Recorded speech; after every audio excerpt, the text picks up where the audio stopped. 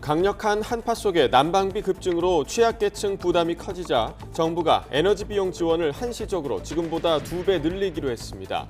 하지만 2분기에 추가 요금 인상이 불가피한 상황이어서 가게와 자영업자 등의 부담은 더 커질 전망입니다. 정부가 학교와 어린이집 등 교육시설 반경 500m 안에 고위험 성범죄자가 살 수 없도록 하는 한국형 제시카법 도입을 추진하기로 했습니다.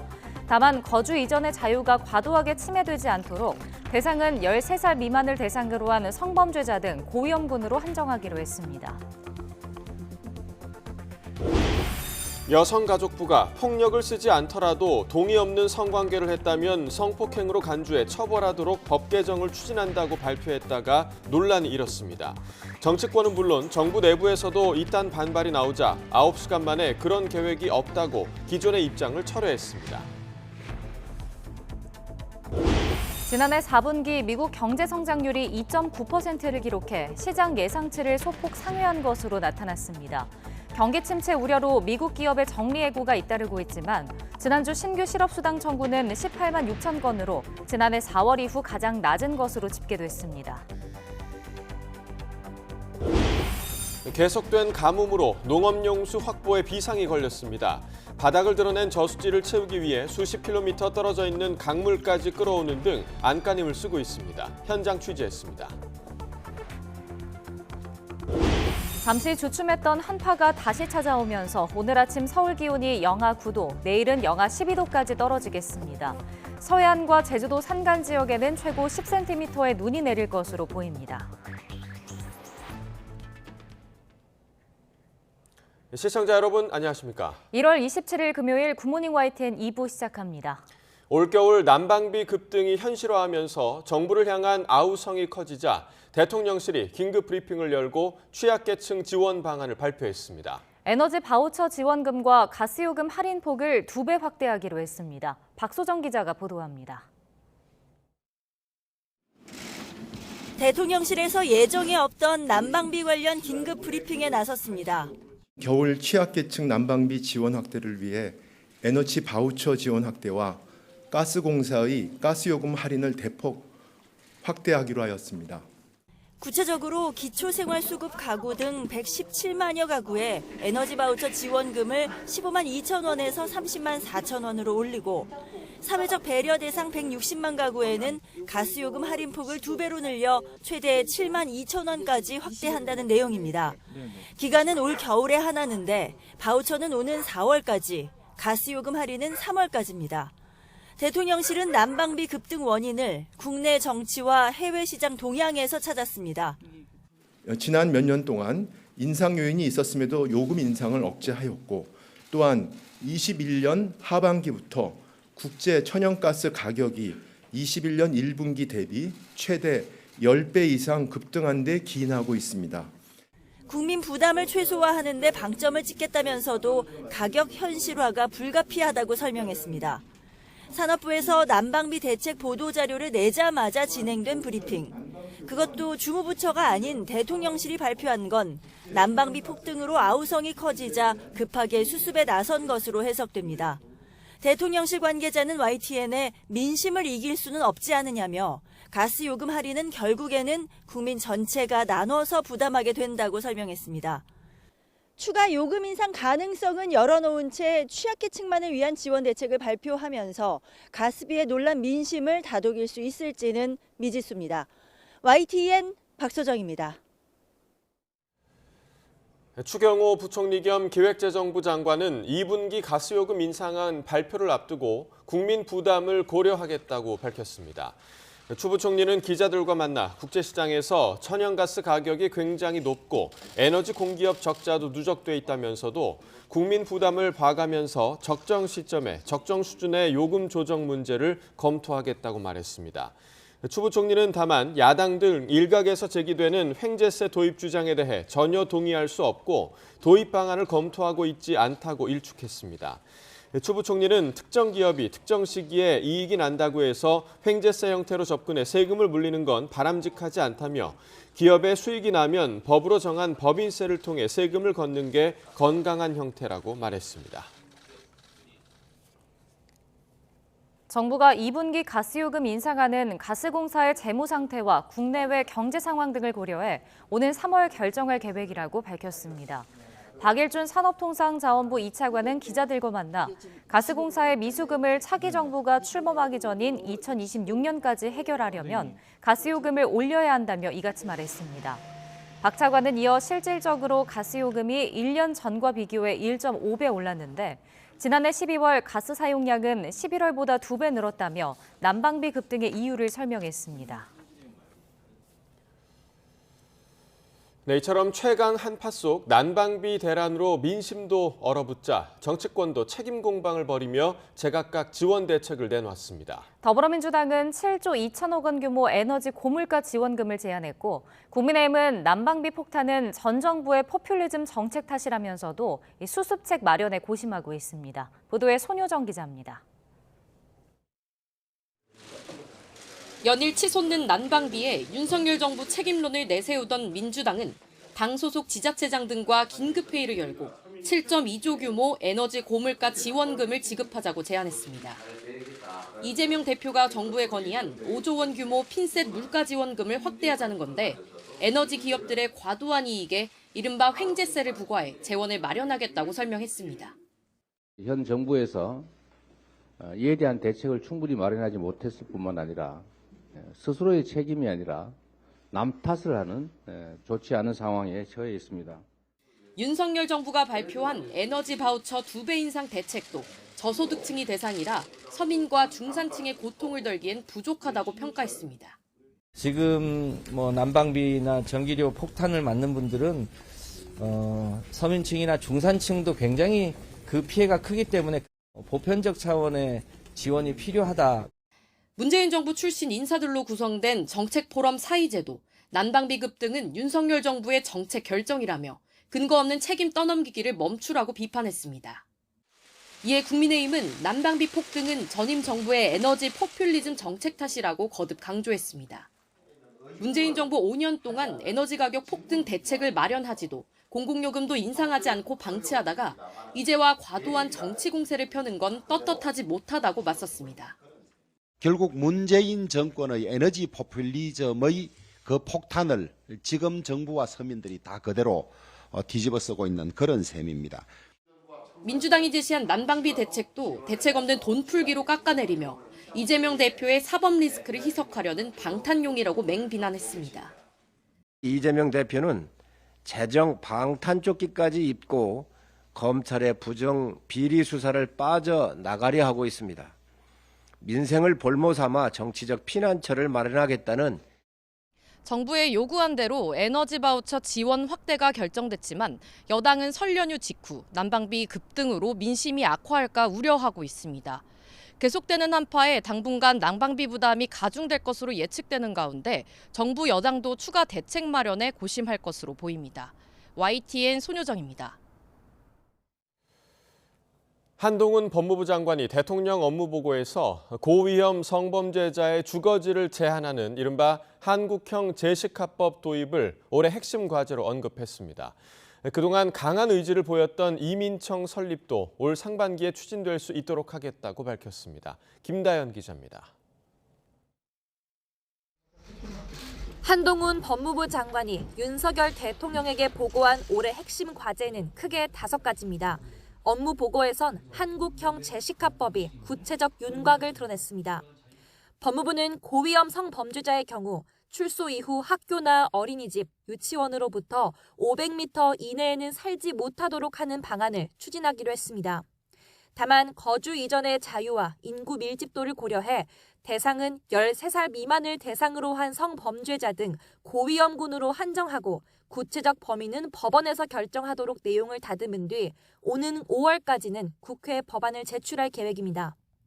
지난해 고위험 성범죄자의 잇따른 출소를 앞두고 내 옆집에 내 아이가 다니는 초등학교 근처에 시한폭탄이 살고 있다는 불안감, 지역 주민분들의 마음에 저희는 충분히 공감했습니다.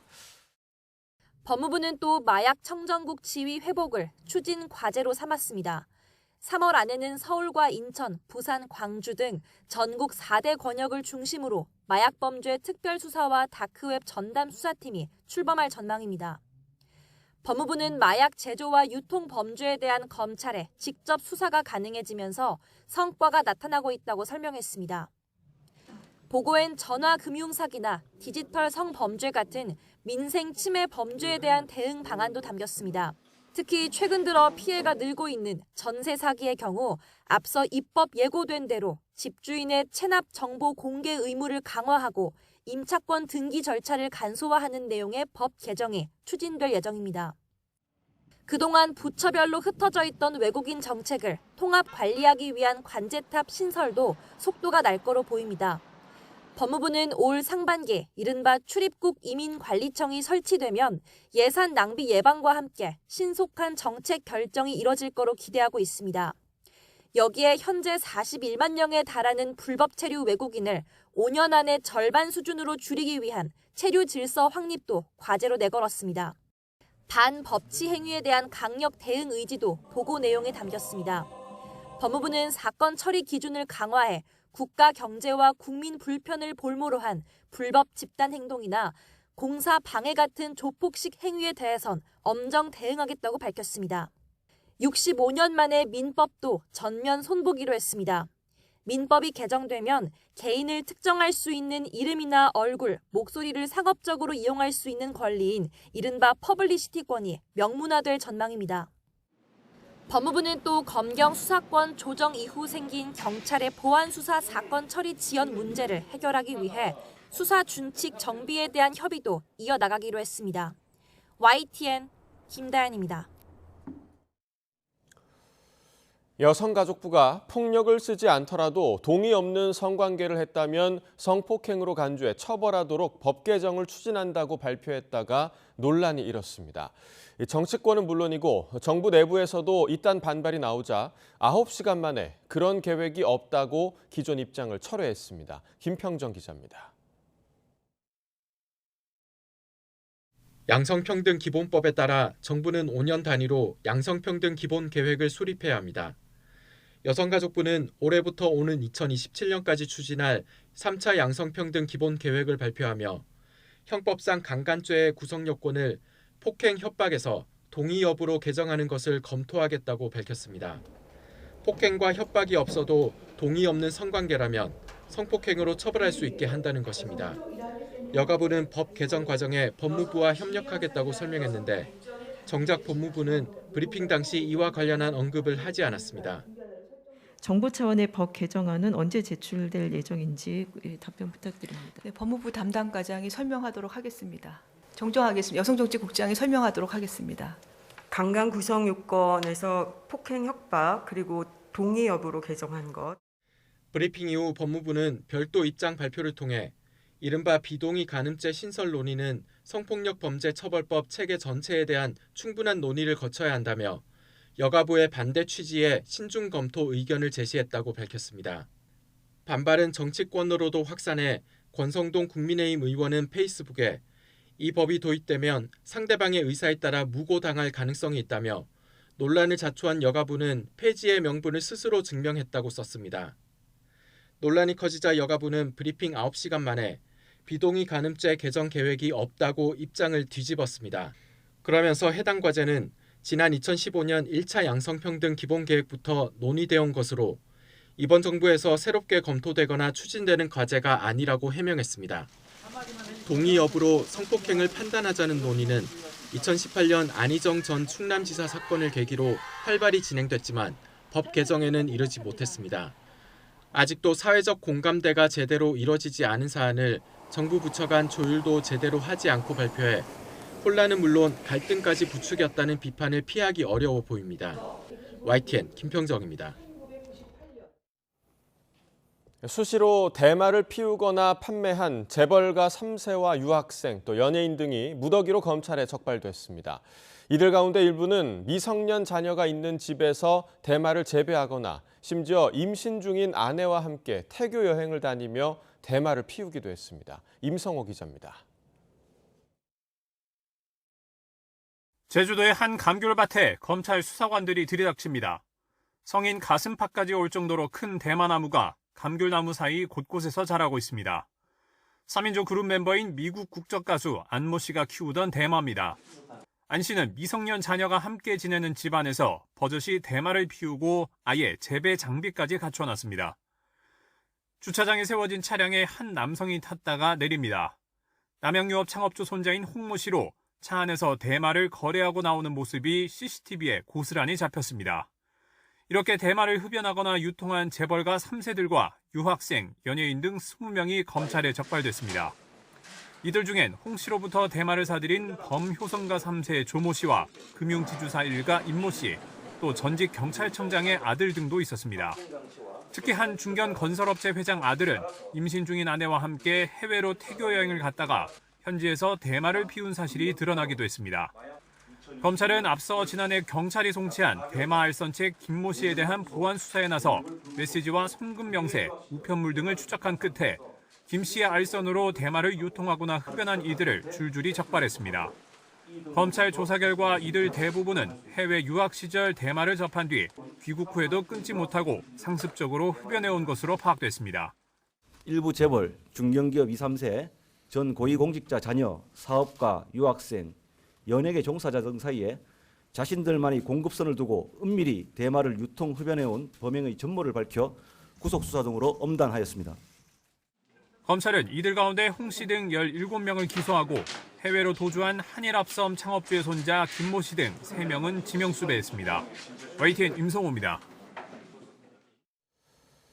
계열사 부당 지원 의혹을 받는 한국타이어 법인과 임원이 재판에 넘겨졌습니다. 이로써 공범으로 수사를 받아온 조현범 한국타이어 회장에 대한 공소시효가 정지됐습니다. 서울중앙지검 공정거래조사부는 한국타이어 법인과 구매 담당 임원 정모 씨를 공정거래법 위반 혐의로 불구속 기소했습니다. 정 씨 등은 지난 2014년 2월부터 2017년 12월 사이 계열사 한국타이어 프리시저넉스가 제조한 타이어 몰드를 다른 제조사보다 비싼 가격에 사주는 방식으로 부당 지원한 혐의를 받고 있습니다.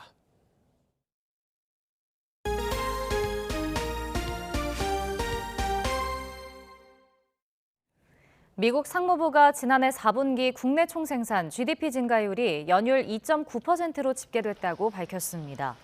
월스트리트 저널이 집계한 전문가 전망치 2.8%를 소폭 상회한 결과입니다. 이로써 지난해 미 경제는 1, 2분기 마이너스 성장을 딛고 3, 4분기 연속 플러스 성장을 이뤄냈습니다. 2022년 연간 GDP는 전년보다 2.1% 증가한 것으로 집계됐다고 상무부는 밝혔습니다.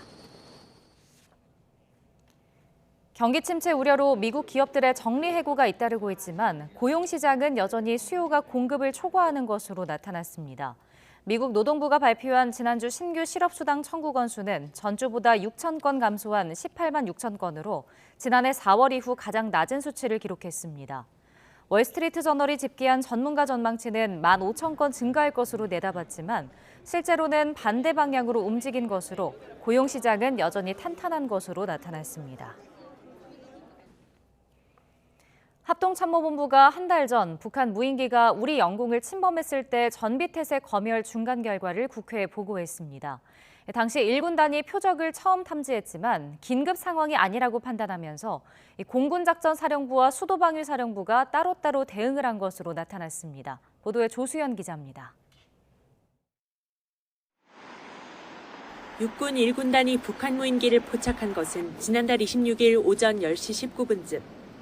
하지만 실무자가 긴급 상황이 아닌 수시보고 대상으로 판단하면서 고속 상황 전파 체계 등을 가동하지 않고 유선 전화로 상황을 전달한 것으로 나타났습니다.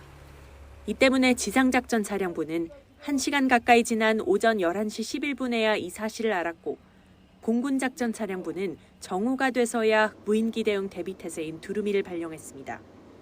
이런 사실을 까맣게 모르던 수도방위사령부는 자체적으로 무인기를 탐지해 오전 11시 27분쯤 대응작전에 들어갔습니다. 1군단과 수방사 사이에 방공 지휘 경보 체계가 연결돼 있지 않아 서로 작전 사실을 모르고 있었던 겁니다. 연동이 안 되잖아요. 예, 연동이 안 되기 때문에 이런 결과가 나온 거 아니에요. 연동시킬 수 있도록 지금 하고 있고 부족한 부분은 올해 안으로 마무리가 될 예정입니다. 기술적 한계로 초기 상황 판단 대부분을 장비 운영자에 의존하는 것도 문제점으로 지적됐습니다. 합참은 미흡했던 대응을 인정하면서도 현실적인 한계가 있음을 강조했습니다. 레이더에 민간 항공기와 새떼, 드론 등 하루 평균 수천 개의 항적이 포착되는데 현재 보유한 장비로는 제때 탐지가 어렵다는 겁니다. 여러 발을 사격하게 되다 보면 비행기를 못 맞춘 그 탄이 민간 지역으로 떨어질 수가 있다. 이게 한 맥시멈 2km 내지 3km 정도 나갈 수 있는데 그게 어느 정도 지역에 떨어질지 조종사도 예측을 할 수가 없습니다. 이번 전비검열 결과를 바탕으로 군은 실질적인 합동훈련 강화와 소형 무인기에 적합한 작전 수행체계 정립, 대응 전력 조정 배치 등을 대안으로 제시했습니다. YTN 조수연입니다. 북한 무인기 대응 관련 검열 결과 여러 허점이 드러났지만 군은 징계에는 신중한 모습입니다. 이런 가운데 유엔사는 북한 무인기 침범에 대한 대응으로 우리 군이 군사분계선 너머로 무인기를 날려보낸 건 역시 정전협정 위반이라고 판단했습니다. 한현희 기자의 보도입니다. 군은 이번 보고에서 구체적인 징계 대상과 절차 등의 문책 계획은 전혀 언급하지 않았습니다. 내부적으로는 초기 상황 판단을 잘못해 늑장 보고를 하고 전파 체계를 활용하지 않은 실무진부터 일군 단장과 공군작전사령관, 수도방위사령관, 지상작전사령관 등 고위직까지 다양한 과오자를 파악한 것으로 전해졌습니다. 다만 지휘 책임과는 별개로 이들을 문책할지와 관련해선 신중한 입장인 것으로 알려졌습니다. 이들을 모두 교체나 문책할 경우 당장 군 지휘 체계가 크게 흔들릴 수 있고 결과적으로 북한의 의도에 휘말릴 수 있다는 겁니다. 국회에서도 여러 지적이 이어졌지만 군은 검열 결과에 따라 신중하게 검토해서 필요한 조처를 할 예정이라고만 밝혔습니다. 검열 결과와 함께 문책 방향에 대해서까지 국방부에 보고를 했습니다. 했지만 그런 고려 요소도 있고 하기 때문에 국방부에서는 좀 더 신중하게 판단해서 결론을 내리려고 하고 있습니다. 이런 가운데 유엔군 사령부는 북한 무인기의 남한 영공 침범과 이에 맞대응해 무인기를 북한으로 보낸 우리의 군사작전 모두를 정전협정 위반으로 판단했습니다. 유엔사는 북무인기에 대한 우리 군의 무력화 시도는 정전교전 규칙에 따른 것으로 정전협정과도 부합한다면서도 한국군 무인기가 비무장지대를 통과해 북측 영공에 진입한 것은 정전협정 위반으로 여겨질 수 있다고 봤습니다. 국방부는 유엔사가 본연의 임무인 정전협정의 관리 측면에서 판단한 것으로 보인다며 자위권 차원의 조치로 정전협정으로 제한되는 것이 아니라는 기존 입장을 다시 한번 강조했습니다. YTN 한현입니다.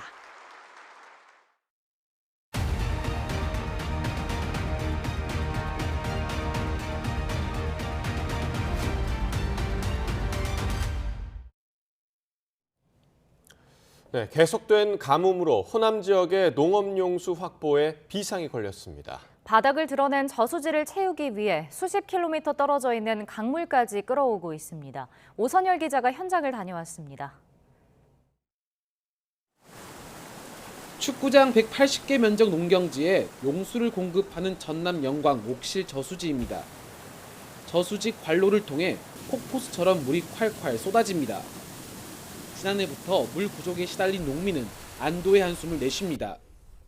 농사를 포기할 정도로 지금 상태였었거든요.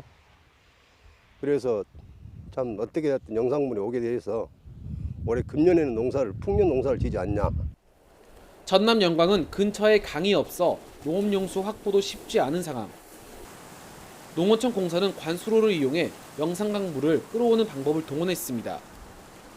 길이만 36km로 양수장 4곳을 거쳐 공급됩니다. 전남 무안에서 이곳까지 관로를 설치해 영산강 물을 끌어올린 결과 이곳 저수율은 0%에서 15%까지 올랐습니다. 4단계에 걸쳐 끌어온 물은 하루 최대 5만 톤에 달합니다.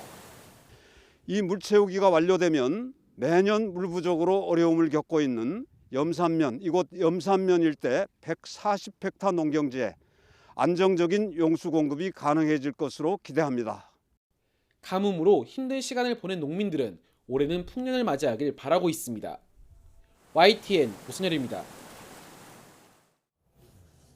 영하 53도라는 기록적인 한파가 강타한 중국 동북부 지방에 설상가상으로 난방 대란까지 겹쳤습니다. 유럽으로 갈 러시아 천연가스를 헐값에 사들인 중국에서 왜 이런 일이 벌어지는 건지 베이징에서 강정규 특파원이 전해드립니다. 성에 낀 현관을 열자 냉동창고 같은 복도가 펼쳐집니다.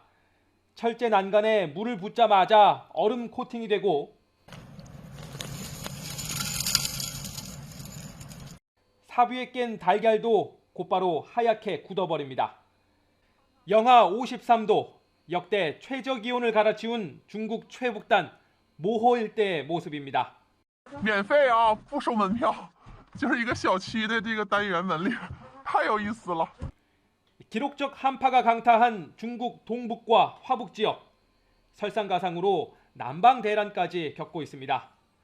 일부 주민들은 춘제 연휴 때 지역 난방업체를 찾아가 무릎을 꿇고 애원하기도 했습니다. 유럽으로 갈 러시아산 천연가스를 헐값에 사들이며 우크라이나 전쟁 특수를 본 중국, 연료가 모자라서가 아닙니다. 제로 코로나 3년 재정 적자에 시달려온 지방정부가 가정용 난방 보조금을 끊으면서 벌어진 일입니다. 산업용 가스는 이윤을 남길 수 있는 반면 가정용은 오히려 손해를 보기 때문에 민영화된 지역 난방업체들이 공급을 꺼리는 겁니다. 이미 춘제 연휴 이전부터 불거진 문제였습니다. 一些地方和企业对民生用能保供稳价的措施没有落实到位。 더구나 최근엔 대기오염을 이유로 석탄도 떼지 못하게 하면서 중국 농촌 지역은 여느 때보다 추운 춘제 연휴를 보내고 있습니다. 베이징에서 YTN 강정규입니다. 네, 또 일본에서도 한파가 맹위를 떨치고 있습니다. 일부 지역은 영하 27도까지 떨어진 가운데 교통과 물류 차질 등 피해가 잇따르는 상황입니다. 도쿄에서 이경아 특파원입니다. 한 치 앞이 보이지 않을 정도로 강한 눈보라. 승용차 한 대가 철도 건널목을 건너려다 쌓인 눈에 발이 묶였습니다. 마침 이곳을 지나던 열차는 차를 피하지 못하고 추돌했습니다. 이틀째 이어진 한파와 폭설로 일본 전국에서는 크고 작은 사고가 속출했습니다. 이뿐 아니라 열차 350여 편도 운행이 중단됐습니다. 한때 30km 넘게 오고 가도 못했던 고속도로는 만 하루를 넘긴 뒤에야 풀렸습니다. 25, 6時間前ぐらいですね。ざっくり言ったら食べ物。 이례적인 한파는 일본 대부분 지역을 영하권으로 끌어내렸습니다. 전국 10여 곳은 해당 지역 관측사상 최저 기온을 기록했고 나가노 일부 지역은 영하 27도까지 떨어져 전국에서 가장 추웠습니다. もう寒さを通り越して寒いです。氷が張るのがね、こんな風に張ったのあんまり見たことないです。 인명피해뿐 아니라 생활 속에도 한파로 인한 타격이 본격화하고 있습니다. 후쿠오카현 일부 지역은 수도관이 터져 수천 가구의 수돗물 공급이 끊겼습니다. 또 빙판이 된 도로 곳곳이 통제돼 대형 택배회사 등의 물류 운송이 큰 차질을 빚고 있습니다. ドライバー等への情報提供など様々な課題があったというふうに認識をしております。高速道路会社等との連携やさらなる改善を図っていくものと承知をいたしております。 한편 폭설로 10시간 가까이 승객 약 7천 명이 열차에 갇힌 사태에 대해 일본 정부는 원인 규명과 재발 방지를 회사 측에 촉구했습니다. 도쿄에서 YTN 이경아입니다. 미국과 독일 등 서방이 우크라이나에 주력 전차를 지원하기로 한 이튿날인 현지 시간 26일, 러시아가 우크라이나 각지에 미사일과 드론으로 대대적인 공습을 가했습니다. 우크라이나 국가비상서비스는 이날 새벽부터 시작된 공습으로 총 11명이 사망하고 11명이 다쳤다고 텔레그램을 통해 밝혔습니다. 미국 정부가 북한의 무기를 공급받은 것으로 지목한 러시아 용병 회사 와그너 그룹을 중요 국제 범죄 조직으로 지정해 제재를 확대했습니다. 미 재무부는 러시아의 우크라이나 전쟁 능력을 약화하기 위해 12개 단체와 6명의 개인에 대해 추가 조치를 취한다며 와그너 그룹과 관련자들에 대한 추가 제재를 발표했습니다.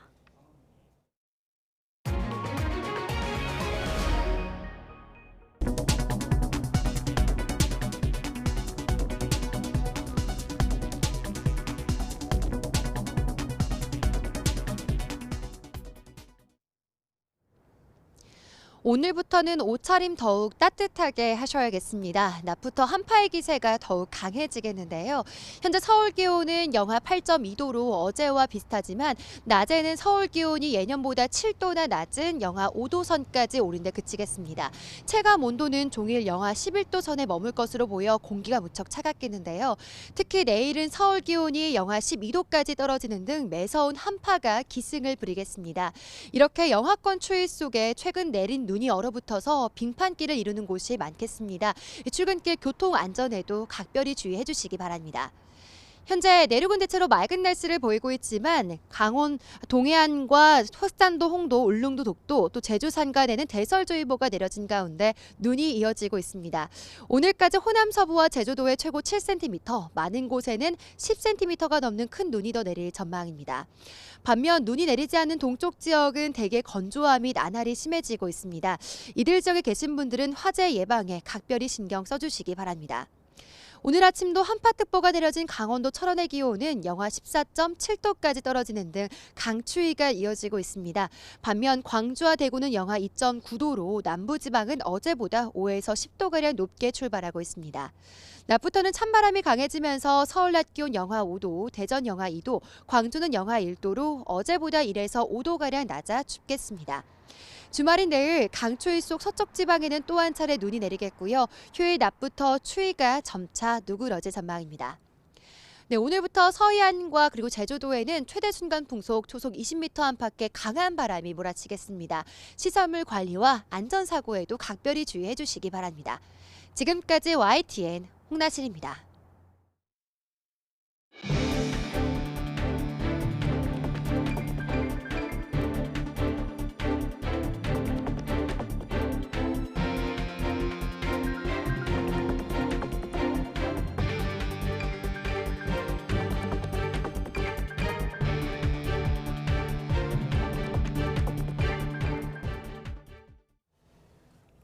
서울시가 난방비 폭등으로 어려움을 겪는 기초생활수급 가구에 10만 원씩 난방비를 긴급 지원합니다. 또 경로당, 노숙인 보호시설 같은 사회복지시설에도 특별 난방비를 지원하기로 했습니다. 김종균 기자의 보도입니다. 최강 한파에 경로당의 난방비가 2배로 껑충 뛰었습니다. 12월 달에 일단 난방비가 얼마 나왔어요? 113만 3천 한 7천 정도 나왔어요. 그래서 원래 한 뭐 40만 원, 50만 원 이렇게 나왔었는데요. 갑자기 그렇게. 서울시는 한파와 난방비 급등으로 어려움이 가중된 취약계층을 위해 긴급 지원 대책을 내놨습니다. 우선 나이 등 조건 없이 서울 기초생활수급 약 30만 가구에 10만 원씩 난방비를 지원합니다. 정부의 에너지 바우처와 별개로 별도 신청 없이 현금으로 지급합니다. 시설 규모가 크지만 난방 예산이 부족한 시립 또는 시지원 사회복지시설 900여 곳에는 35억 원의 특별 난방비를 지원합니다. 특히 노숙인, 장애인, 아동 등을 대상으로 한 소규모 시설은 규모와 인원수 등을 고려해 최대 60만 원까지 정액 지원합니다. 경로당도 5개월간 11억 원의 특별 교부금을 집행합니다. 창호를 재시공해드린다든가 단열재를 시공해드린다든가 혹은 친환경 에너지 보일러로 바꾸어서 난방비 자체를 낮춰드리고 하는 근본적인 개선 대책을 꾸준히 시행하도록 하겠습니다. 서울시는 25개 자치구청에도 한파 취약계층에 대한 지원을 강화하고 돌봄이 차질 없이 이뤄질 수 있도록 협조를 요청할 예정입니다. YTN 김주길입니다. 정부가 2분기 가스요금 인상안 발표를 앞두고 있는데요. 추경호 경제부총리 겸 기획재정부 장관은 국민 부담을 고려해 적정 수준의 요금 조정 문제를 검토하겠다고 밝혔습니다. 직접 들어보겠습니다. 국제 가격은 올라 있고 수입 가격은 오르고 공기업의 적자는 누적이 되고 있고 이 부분은 분명히 인상 요인이 누적이 되고 있는데 또 한쪽은 지금 난방비 걱정하듯이 우리 또 민생 한쪽에서는 우리 국민들이 굉장히 또 힘들어하는 부분 이 부분이 있다. 이 두 가지를 어떻게 조화시키면서 가져갈 것이냐. 국민들의 부담 부분을 저희들이 봐가면서 적정한 시점에 또 적정한 수준의 요금 조정 문제를 검토하겠다. 이렇게 말씀드리고 지금 단정적으로 언제 어떻게 하겠다는 말씀을 드리기는 어렵다 하는 말씀을 참고로 드립니다. 네, 그야말로 날벼락처럼 크게 오른 난방비는 혼자 사는 1인 가구에도 부담일 수밖에 없습니다. 작은 원룸 난방비도 2배나 올랐다고 하는데 온라인에서는 난방비를 조금이라도 아끼기 위한 다양한 방법이 공유되고 있습니다. 안동준 기자의 보도입니다. 20제곱미터가 안 되는 작은 원룸에 거주하는 1인 가구 김상현 씨. 최근 관리비 청구서를 받고 깜짝 놀랐습니다. 김 씨가 한 달 동안 사용한 도시가스 요금은 6만 1,000원. 한파에 난방을 조금 더 쓰긴 했지만 평소 3만 원대로 나오던 요금이 2배 가까이 늘었기 때문입니다. 한 달에 월세 격으로 한 35만 원 정도 내고 있는데 난방비만 6, 7만 원이 나와버리니까 원래 세워뒀던 지출 계획이 좀 무너지기도 하고. 김 씨는 평소 난방비를 줄이기 위해 집에서는 수면 양말을 신거나 옷을 겹쳐 입는 방식으로 체온을 유지했습니다. 또 잘 때는 보일러 온도를 낮추고 전기장판을 사용하는 등 여러 방법을 시도했지만 난방비 폭탄을 피해가지는 못했습니다. 난방비를 줄이려고 노력은 해봐야겠지만 다른 지출을 줄이는 게 뭐 거의 유일한 방법이지 않나 그런 생각을 하고 있어요. 이처럼 난방비가 크게 오르자 온라인에서는 각종 절약 방법이 공유되고 있습니다. 창문에 단열재를 붙이고 커튼을 달아 외부에서 들어오는 냉기를 차단하는 건 이미 잘 알려진 방법입니다. 난방할 때 가습기를 켜는 방법도 있는데 실제로 수증기를 타고 열이 집안을 고루 돌아 실내 온도를 유지할 수 있습니다. 특히 지역 난방의 경우 외출 모드를 설정하는 것보다는 설정 온도를 낮추고 외출하는 게 난방비를 아끼는 데 도움이 될 수 있습니다. 전문가들은 사용량보다 난방비가 많이 나왔다면 난방 시설부터 점검하라고 조언합니다. 그 에너지 효율이 문제가 없는가 그거를 점검을 한번 해보는 게 일단은 중요하고 자기가 사용량을 컨트롤할 수 있게 하는 게 필요하다. 각종 물가 상승에 예상치 못한 난방비 폭탄까지. 각자의 절약 방식으로 유독 추운 이번 겨울을 힘겹게 나고 있습니다. YTN 안동준입니다. 네, 우리나라에도 본격적으로 도입이 추진되는 제시카법은 미국에서 시행 중인 아동 성범죄자 거주지 제한책입니다. 하지만 국내 현실을 따져보니 자칫 지방 거주민들의 불안을 더 키울 수 있다는 우려도 나오고 있습니다. 온 사회를 분노케 한 아동 성범죄자들은 형기를 마친 뒤에도 지역 주민을 불안하게 만듭니다. 조두순, 김근식 등이 출소를 앞뒀을 땐 거주지 주변에서 대대적인 반대 시위가 벌어지기도 했습니다. 우리 아이들을 지켜달라! 반복되는 갈등과 주민 불안을 해결하기 위해 우리나라에도 한국형 제시카법이 본격적으로 추진됩니다. 이 제시카법은 출소한 고위험 성범죄자가 학교나 유치원과 같은 미성년자 교육시설과 공원의 반경 300에서 600m 안에 살지 못하게 하는 법으로 2005년 미국 플로리다주에서 처음으로 시행됐습니다.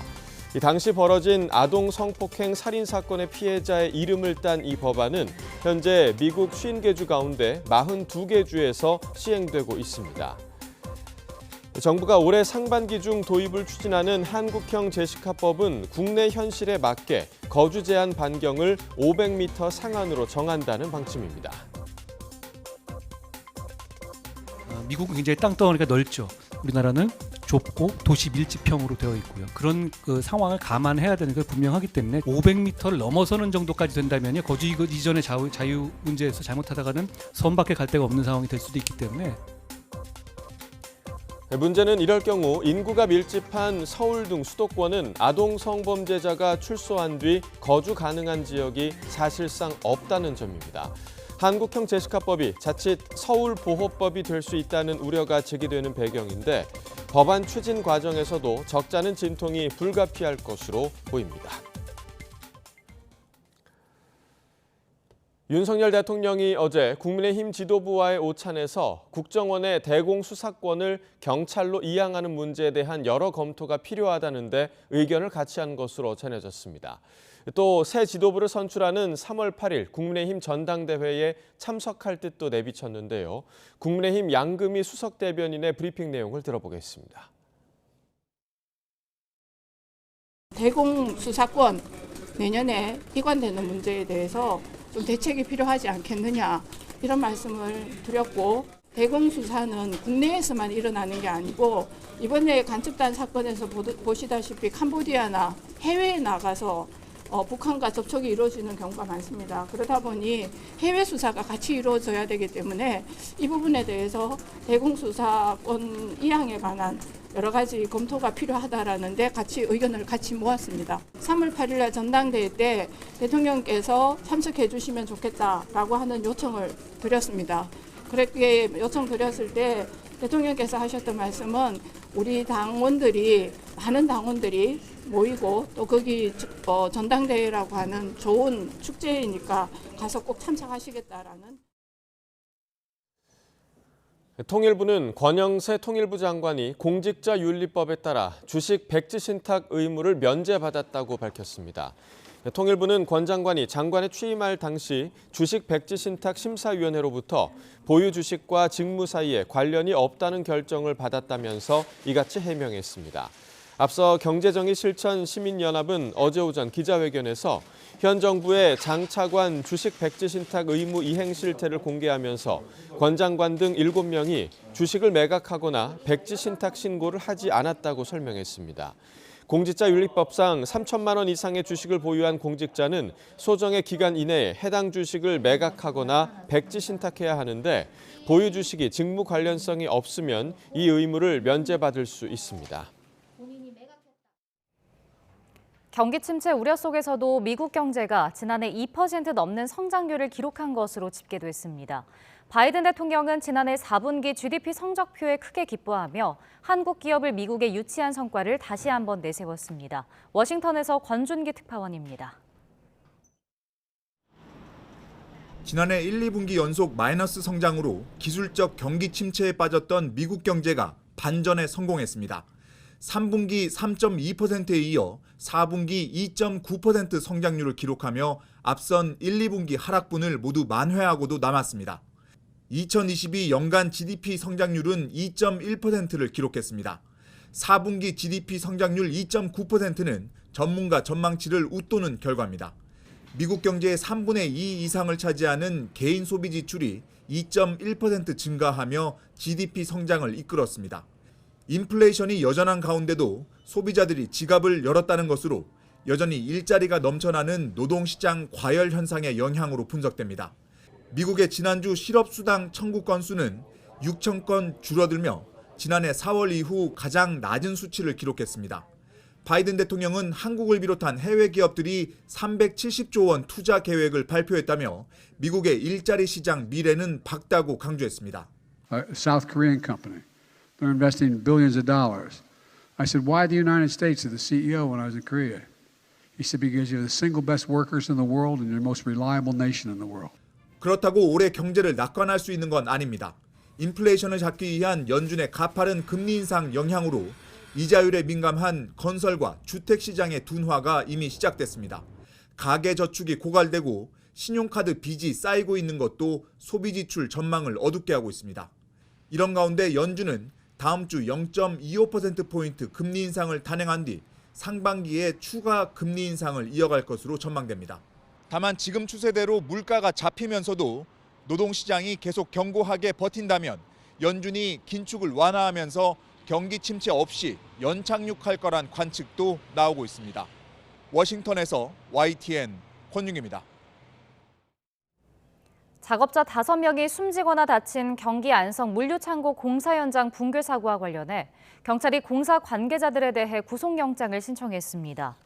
경기 남부경찰청은 어제 안전규정을 준수하지 않아 인명피해를 낳은 혐의로 물류창고 시공사와 협력업체 현장 소장 등 4명에 대해 구속영장을 신청했습니다.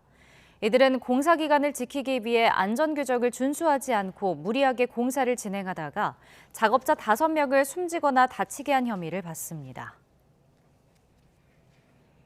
안전보건관리를 소홀히 한 사업자나 경영 책임자를 처벌하는 중대재해처벌법이 시행된 지 오늘로 꼭 1년이 됐지만 근로자 사망 사고는 좀처럼 줄지 않고 있습니다. 법 적용에 대한 해석이 명확하지 않다 보니 현장에서의 혼란도 계속되고 있는데요. 정부는 올 상반기 안에 개선 방안을 내놓기로 했습니다. 최명신 기자가 보도합니다. 지난해 1월 27일 중대재해처벌법이 시행된 이후 산업재해로 목숨을 잃은 근로자는 600여 명으로 예년과 크게 다르지 않습니다. 노동당국은 지난 1년 동안 기업들이 안전에 대한 투자보다는 처벌 회피에 더 치중했다고 지적합니다. 경영 책임자의 처벌을 피하기 위한 여러 가지 법률 컨설팅 수요가 대폭 늘어났고 또 의무위항을 입증하기 위한 광범위한 서류 작업에 치중하고 있는 것도 현실입니다. 모호한 법 규정은 여전히 논란의 핵심입니다. 경영 책임자와 안전관리 책임자와의 권한과 책임 범위 등을 놓고 법 해석이 명확하지 않다 보니 혼란이 계속되고 있습니다. 실제로 법 적용 대상 사건 229건 가운데 검찰이 기소한 사건은 11건에 그쳤고 기소까지는 평균 8개월 정도가 걸렸습니다.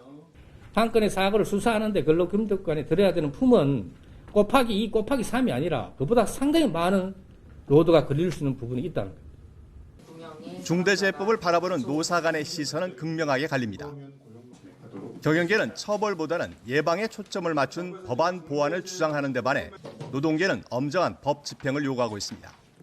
이 법이 큰 사회적인 쟁점이 된 부분들은 저희는 이제 법률에 흥결이 좀 있다라고 봅니다. 그 사업장에서는 지금 개선이나 그 사업장이 어떤 부분들이 되는지도 오히려 지금 후퇴하는 사업장까지 좀 나타나고 있는 게 현실인 것 같습니다. 전문가들은 노사정 모두에게 책임이 있다고 지적합니다. 경영계에는 적극적인 안전관리 체계 구축을, 노동계에는 현실적인 대안 고민을, 행정당국엔 철저한 사전관리 감독을 주문합니다. 사망사고를 줄려면 감독관이 현장을 돌면서 감독을 해야 합니다. 계속 사람만 붙들어놨고 조사하는 것 가지고는 사망사고를 실질적으로 줄일 수 없다. 내년부터 52 미만 영세 사업장이 법 적용 대상에 추가되는 만큼 이 문제도 풀어야 할 과제입니다. 52 미만 사업장은 전체 사업장의 90%가량을 차지하는 데다 산업재해의 80%가 집중돼 있지만 예방 체계를 만들 능력이 부족한 게 현실입니다. 이에 정부는 법 개선 논의를 위한 TF를 발족하고 올 상반기 안에 개선 방안을 내놓기로 했습니다. 획일적인 처벌과 규제 대신 노사 스스로 자율 역량을 키우는 방안이 유력시됩니다. 하지만 이럴 경우 경영계의 손을 들어준 모양새여서 가뜩이나 노동개혁 이슈로 정부와 대립각을 세우고 있는 노동계의 반발은 불가피할 전망입니다. YTN 최명신입니다. 한 대학 캠퍼스에서 정체를 알 수 없는 인공 동굴들이 발견됐다는 소식 지난해 전해드렸는데요. 그 역사적 가치를 확인하기 위한 조사가 본격 시작됐습니다. 김민성 기자가 보도합니다. 우박이 떨어지는 한겨울, 한 무리의 사람들이 제사상을 향해 절을 올립니다. 대학 캠퍼스에서 발견된 동굴을 조사하기 전 땅을 여는 의식, 이른바 개토제를 하는 겁니다. 파내려갈 곳이 동굴인 만큼 조사자들의 안전을 기원하는 행사가 우선 열렸습니다. 앞서 맨눈으로 발견된 6동굴에 이어 나머지 한 곳의 위치까지 최종 확인돼 총 7개 동굴이 발견됐습니다. 이들 모두 일제강점기에 무기고 등으로 쓰였을 거로 연구자들은 보고 있습니다. 7개의 동굴 중에서 지표 물리 탐사를 통해서 그 내부 진입이 가능한 3곳에 대해서 내부 굴삭 조사를 실시할 계획입니다. 연구진은 7개 동굴 가운데 6호 동굴을 특히 주목하고 있습니다. 입구부터 대부분 무너져 내려 접근이 쉽지 않지만 한국전쟁 당시 민간인 120명이 학살된 우리 민족의 비극이 고스란히 녹아있는 장소입니다. 유족회도 꾸러지지 않은 채 방치됐던 곳. 군산대는 과거사 정리를 위한 진실화해위원회와 협의 끝에 조사를 시작하기로 했습니다.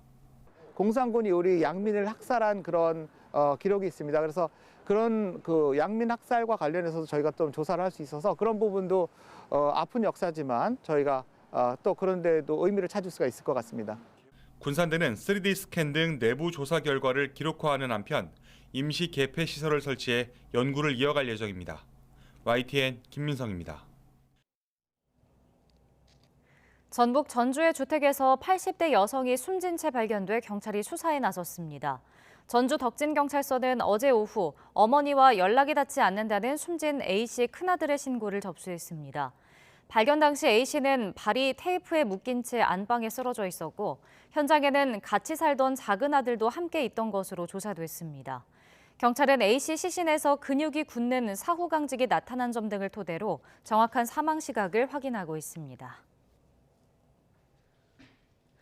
오늘부터는 다시 한파의 기세가 강해집니다. 현재 서울 기온은 영하 8.2도로 어제와 비슷하지만 낮에는 예년보다 7도나 낮은 영하 5도 선까지 오르는 데 그치겠고요. 토요일인 내일 아침은 영하 12도까지 뚝 떨어지면서 매서운 한파가 찾아오겠습니다. 이번 추위는 일요일 낮부터 점차 누그러질 전망입니다.